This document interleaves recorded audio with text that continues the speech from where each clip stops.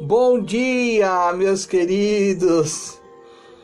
Graça e paz. Entrando um pouquinho mais tarde hoje, mais ainda, eu estou no horário de dizer bom dia para que eu e você possa mais uma vez, claro, com a graça de Deus, tomar o devido café, que não é outra coisa, é a palavra do Senhor. Poxa, eu te convido, tá servido? Que tomar esse café junto comigo hoje é uma palavra revestida com poder celestial. Uma palavra que fará toda a diferença na sua história, na sua vida. Se é assim, claro, você crê na palavra, então com certeza haverá mudança na sua vida. Querido, eu estou falando há alguns dias sobre o que Deus nos deu, o que Deus nos permitiu. Porque, olha, querido, nem eu nem você temos condições de pagar tamanha dívida. E a ira de Deus foi manifestada lá no Êxodo capítulo 12. E hoje eu quero te convidar para que você possa mais uma vez me acompanhar, porque eu venho falando um pouquinho sobre a Páscoa. E a Páscoa, meu querido, anuncia simbolicamente o que é preciso para escapar do juízo divino. Você sabia disso? Como base, você tem aí Romanos capítulo 5, 1 a 11, mas você também pode anotar outros versículos, principalmente o que eles cantavam, que é o Salmo de número 118.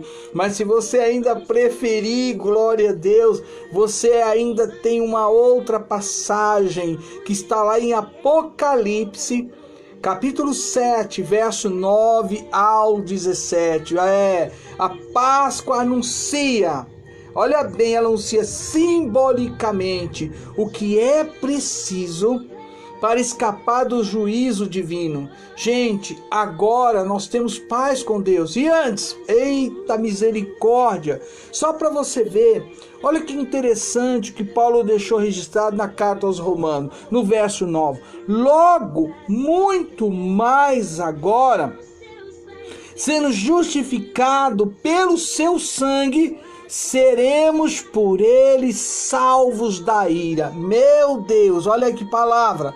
Querido, eu quero dizer para você, o simples fato de Jesus ter morrido durante a celebração da Páscoa é razão suficiente para percebermos o quanto nosso Salvador e sua obra estão associadas a esta festa, do qual todos aqui param, no mundo se param. Claro que se criou, uma coisinha aí fantasiosa, que Páscoa nunca foi, ovinho de Páscoa, que um coelho, não sei, nunca. Isso aí nós temos consciência que não é outra coisa. Mas, meu filho, tem um mamão por trás disso, hein? Haja! Mas vamos lá. No entanto, quero trazer você hoje um pouco aqui a relação do nosso Senhor com essa celebração judaica. Tem elementos muito mais profundos e eu quero te levar um pouquinho mais lá dentro. Eu quero que você veja que algumas coisas que foram feitas e ainda são, sempre vai apontar para o Cordeiro de Deus, que tira o pecado. Oh, meu Deus, pensa bem, pensa no que eu estou te falando.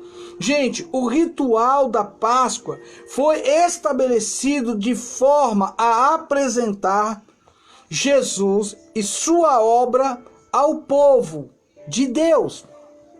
E é isso que veremos um pouquinho à frente, porque eu quero trazer esses correlatos para que você, meu querido, sim, até você, meu amigo, pessoa que tem alegria de ouvir e aprender a palavra de Deus. Por exemplo, você já teve alguma informação sobre a descrição do ritual da celebração da Páscoa? Já teve? Então vamos mergulhar um pouquinho. Talvez você um dia ouviu, talvez você até tenha conhecimento e pode até deixar aí algum comentário para a glória de Deus, ajudando todos aqueles como eu a conhecer, a se aprofundar e louvar a Deus, como está lá no Salmo de número 118. Glória, bendito é aquele que vem em o nome do Senhor, aleluia. Por exemplo, gente, a instituição da Páscoa, todos nós temos conhecimento, se assim você ama e lê a palavra, que está lá no livro do Êxodo, capítulo 12. Lá no capítulo 12 você vai achar tudinho explicando, sim ou não? Tá lá, tá lá, ok? Bom, vamos lá. Após anunciar a última das pragas contra o Egito, e a morte dos primogênitos, o Senhor orientou o povo sobre o modo como deveriam proceder para serem poupados, gente, do juízo que se abateria sobre os egípcios. Vamos lá? Tudo bem? Tá me acompanhando? Glória a Deus. Assim, preste bem atenção agora. Assim, além de celebrar a libertação da escravidão, a Páscoa, ela anuncia simbolicamente o que é preciso para escapar do juízo divino. A instituição, gente, da Páscoa fez do mês de Abib, o primeiro mês do ano no calendário israelita, e ela é o marco, gente, do início de uma nova vida. Te lembra alguma coisa? O início de uma nova vida. Te traz alguma coisa? Nascer da água, nascer do Espírito, né? A ceia do Senhor, a nova aliança. Te lembra alguma coisa? Então vamos avançar. Na noite, por exemplo, do dia 14 do mês, Israel foi libertado do Egito. Em Deuteronômio capítulo 16, verso 1, você tem um registro importante, não deixe de ler e não deixe de anotar. Pois, olha bem, por isso, até corrigindo, nesta data, durante todos os anos, Israel deveria celebrar a Páscoa. No entanto, os preparativos para a festa começava alguns dias antes. Não sei se você tinha essa informação. E digo mais para você, meu querido. Olha bem, o segundo passo era considerar, pega essa, se os membros da família era suficiente para comer a refeição toda. Nada poderia sobrar dela no dia seguinte. Por isso, olha bem, se na casa não houvesse pessoa suficiente, o vizinho mais próximo deveria ser convidado até que se chegasse ao número suficiente para comer todo o cordeiro. E onde está registrado isso? É só você ir lá em Êxodo, depois, capítulo 12 e verso 4. Me lembra aqui, gente, até do que nós mais amamos fazer, que é célula de evangelismo, célula de celebração, de adoração ao Senhor Jesus, aonde se vai se reunindo, vai se multiplicando, porque é um cordeiro para cada família. Gente, aleluia. Assim no final da tarde, tá, do dia 14, a comunidade se reuniria para sacrificar os cordeiros. Depois voltariam às suas casas para assá-lo e comê-lo. E durante aquela noite, juntamente com pães asmos e ervas amargas, assim todos eles procediam com este, vamos dizer assim, né? Com este, não vou dizer nem que seria um jantar, porque aqui não expressa um jantar. Aqui se expressa que deveriam comer, e não era comer, oi, tudo bem, como você tá? Você tá passando bem? Não. Havia toda ali uma, vamos dizer assim, uma orientação. Mais pra frente você vai ver. Calma aí, eu tô chegando lá, tá? Então isso você vai achar em Êxodo 12, capítulo 7, verso 10. Naquela primeira Páscoa, como é que é? Sim, a primeira Páscoa eu tô falando. Estou falando da primeira Páscoa, gente. Houve uma atividade especial. Por quê? Porque cada família levou uma vasilha de sangue, se você não sabe, tá aí o registro, para colocar nos umbrais, nos umbrais das portas das suas casas. E esse sinal, gente, identificava ou identificaria diante de Deus, conforme Êxodo, capítulo 13, mas também diante dos egípcios. Olha só, esse sinal identificaria diante de Deus, mas também, por isso que eu parei, mas também diante dos egípcios, as casas em que estavam os israelitas, fiéis ao Senhor, e era uma corajosa declaração, sabe do quê? De fé. Pois bem, olha aí. E por isso somente aqueles que se circuncidassem poderiam participar da celebração. E isso aí você acha lá em Êxodo capítulo 12, verso 43, 48.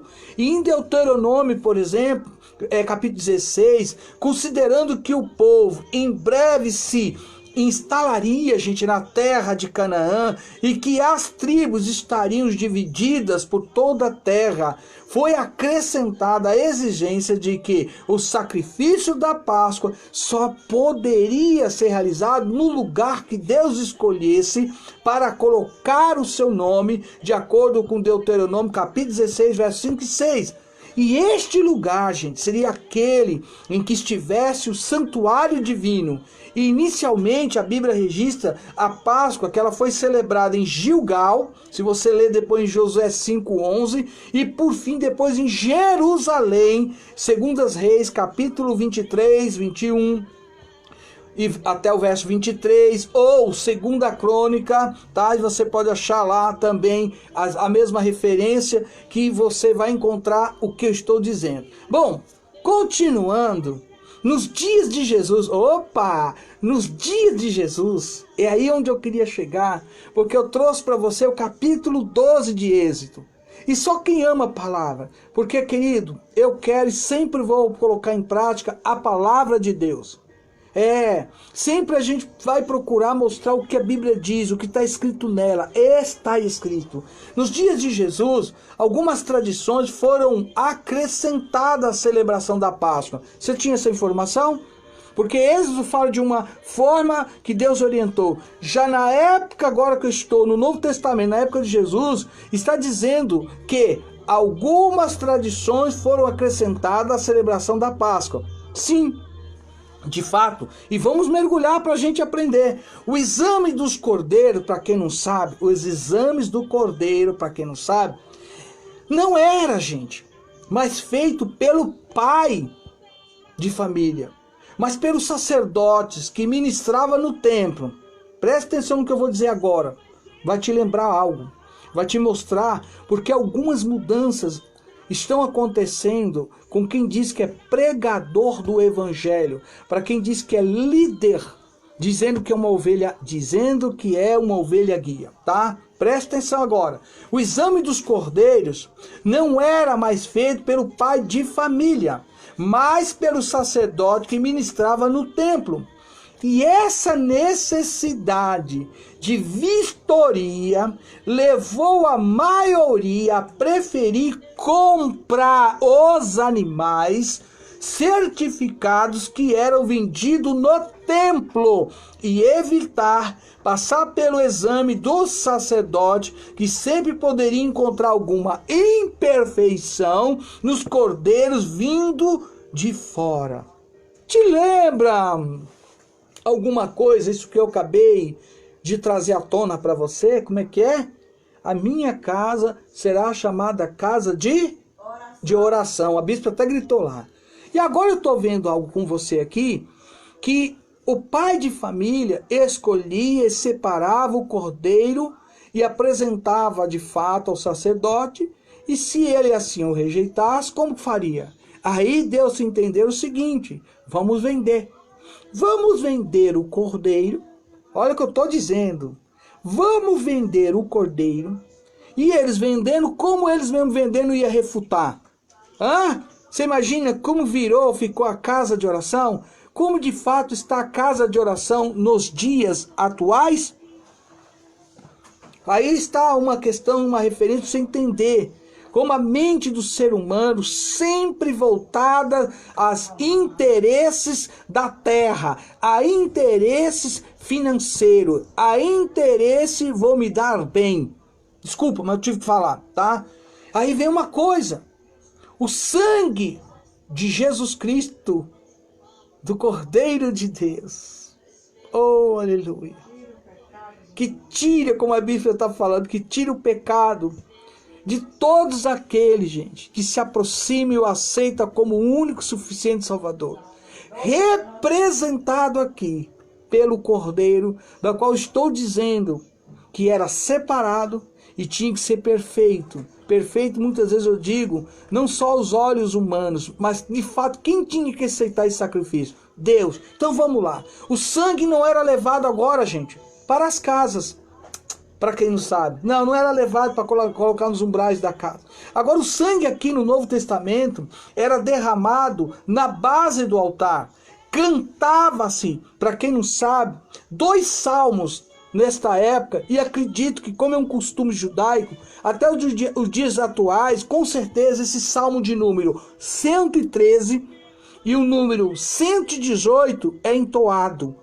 Tem a ver com a Páscoa, com o sacrifício do Cordeiro de Deus, que lembravam, olha bem, os feitos de Deus, esses salmos, na saída do Egito, e a promessa da vinda do Messias libertador. Então, as pessoas voltavam para suas casas, salões alugados ou tendas, em grupo de 10 ou 20 adultos, comia a Páscoa, que agora era marcada por 4 taças de vinho denominadas, para quem não sabe, 4 taças de vinho, denominada a primeira taça, bênção, segunda taça, ira, terceira taça, redenção, quarta taça, o reino. Eita! Se fosse à tarde eu perguntaria, você sabia? Aqui estou falando que foi acrescentado no Novo Testamento na celebração da Páscoa. E aí fala das 4 taças de vinho denominadas, gente, como a bênção, como a ira, a redenção e o reino de Deus. Aleluia! Cada passo, sim, cada passo que eu falei aqui, comentando até o momento que eu estou falando, cada passo deste ritual prescrito para a celebração da Páscoa foi preparado cuidadosamente para revelar a Israel e a todos os verdadeiros discípulos de Cristo, tá? A sua obra, aquilo que ele fez, e digo mais, até aquilo que ele ainda está fazendo por mim e por você, em prol da minha e da sua redenção. Você pode dar glória a Deus, porque o sangue dele derramado, o sangue de Jesus que derramado naquela cruz, pagou uma grande dívida. E não é sempre eu gosto de falar, que ele bradou uma palavra lá, tetelestai, está consumado. Se você não deve nada, eu não devo nada, porém, não é porque eu não devo e você não deve, que a gente não tem que colocar algo em prática. O que? A palavra de Deus. Lutar contra o pecado. Viver uma vida de santificação.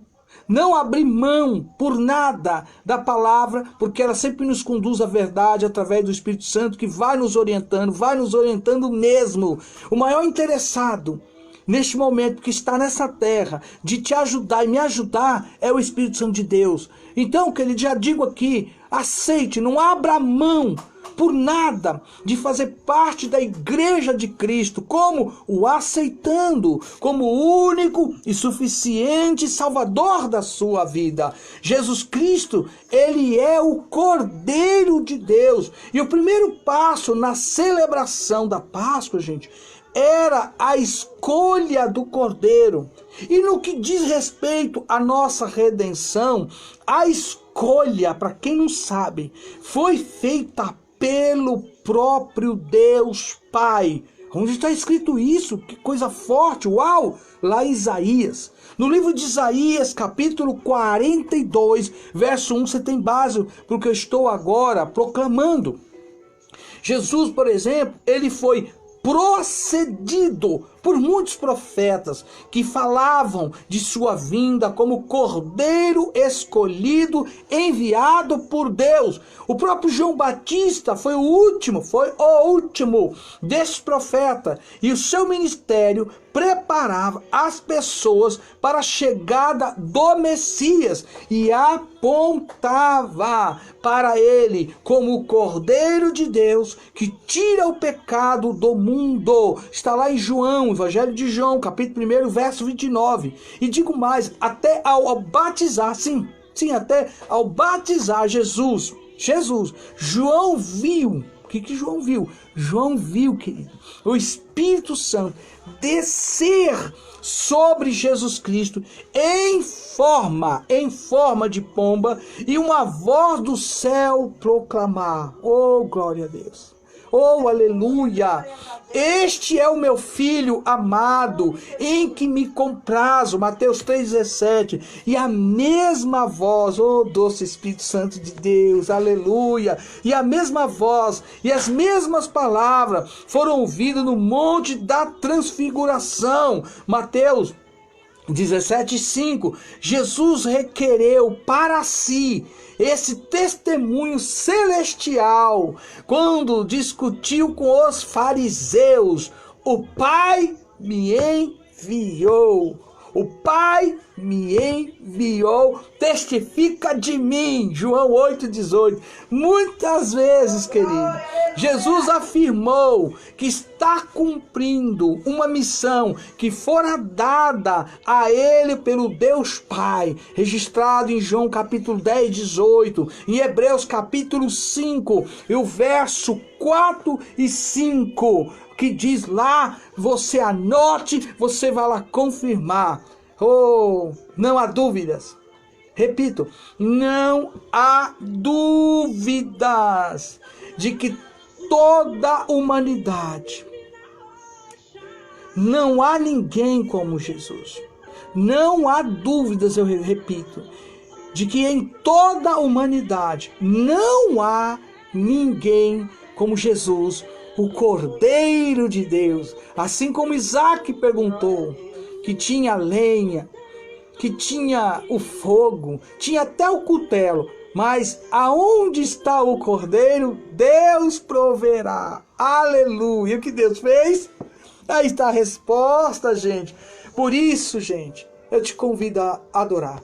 Eu te convido a cantar, a bendizer o Cordeiro de Deus. Bendito seja o Cordeiro, que naquela cruz, morreu por mim e por você. Ele é a luz do mundo. Ele é a estrela da manhã. Dos milhares, o escolhido para mim, para você, para nós, para que pudéssemos nele ter nele o direito da vida eterna. Eita Deus, que Deus te abençoe, que o Senhor possa falar muito mais no seu coração, meu querido. Deixa essa palavra, deixa essa pequena reflexão para que você entenda hoje, como dia de amanhã, se Deus nos permitir ainda estar nessa terra, não deixe de glorificar. Você tem em Cristo Jesus o direito conquistado. Por quê? Porque se nós voltamos lá no Êxodo capítulo 12, Deus veio, orientou como escapar da ira de Deus. E eles escaparam. Os egípcios, nenhum escapou. Eu vou dizer algo a você. Pense numa coisa que às vezes a gente não para refletir. A Páscoa anuncia simbolicamente, gente, o que é preciso para escapar do juízo divino. Você imagina que quando chegou a meia-noite, o anjo da morte começou a passar. E as pessoas saíam gritando desesperada, porque em todos os lares havia morte. Eita, meu Deus. O que Deus está dizendo para mim e para você? Ele pode nos dar vida, Mas desde que a gente aceite, desde que a gente realmente confesse que Ele é o nosso único e suficiente Salvador da nossa vida. Não deixe, sabe, por amanhã. Se hoje Deus fala com você, se você por acaso hoje se encontra até afastado, porque a gente, quando tem um certo conhecimento, a gente sabe que é uma loucura se afastar da presença de Deus. Mas às vezes por tantas coisas, que às vezes cada um caso é um caso, mas cada um sabe onde é a sua dor, onde está o seu sofrimento. Mas não abandone, não deixe Jesus por nada, porque Ele é o Cordeiro de Deus. E hoje nós entendemos que a ceia, olha que linda, a ceia do Senhor, ela aponta justamente para o Cordeiro de Deus. Fazer isso, e todas as vezes que comerdes e beberdes, olha bem, porque toda vez que você come ou bebe, conforme está registrado em 1 Coríntios capítulo 11, verso 23 ao seguir, você anunciais a morte do Senhor até que Ele venha. Em memória de ti, partiremos o pão. Isso aponta para a ceia. Ei, te convido agora, que o Senhor Jesus possa lhe abençoar. Que o Senhor Jesus possa trabalhar na tua família, na tua história agora. Se alimente, sabe? É uma aliança que nós temos com o Senhor Jesus. E o sangue de Jesus te purifica de todo o pecado. Como ministro do Evangelho, se assim você não fizer, se considere agora como filha e como filho de Deus, para a glória de Deus, tá bom? Olha o meu abraço. Um beijo no seu coração, que o Senhor Jesus te abençoe. A todos vocês, principalmente aqueles que durante o dia e às vezes até a noite ainda vai estar vendo esta live, não deixe de compartilhar, porque a Páscoa, ela anuncia, gente, simbolicamente o que é preciso para escapar do juízo divino, de acordo com Romanos capítulo 5, verso 1 a 11. Amém? À tarde, claro. Depois das 15 horas eu dou um toque, estou dizendo: oi, estou entrando com a live, agora você sabia. Deus te abençoe, receba aí, sabe, tanto da minha parte como da Bispa Noemi. Tá? Um abraço, uma palavra que possa, como já ministrei, uma palavra que possa ser resposta de Deus para você. Tá bom, querido? Não deixe de conferir os versículos citados. E também eu te peço uma coisa. Jesus, glória a Deus. Como eu falei, hoje é dia de a gente adorar. Hoje é dia de a gente glorificar. Quem louva, quem busca, quem adora, encontra o que precisa. Não só a resposta de Deus, mas o milagre que vem do trono da graça. Shalom! Bom dia!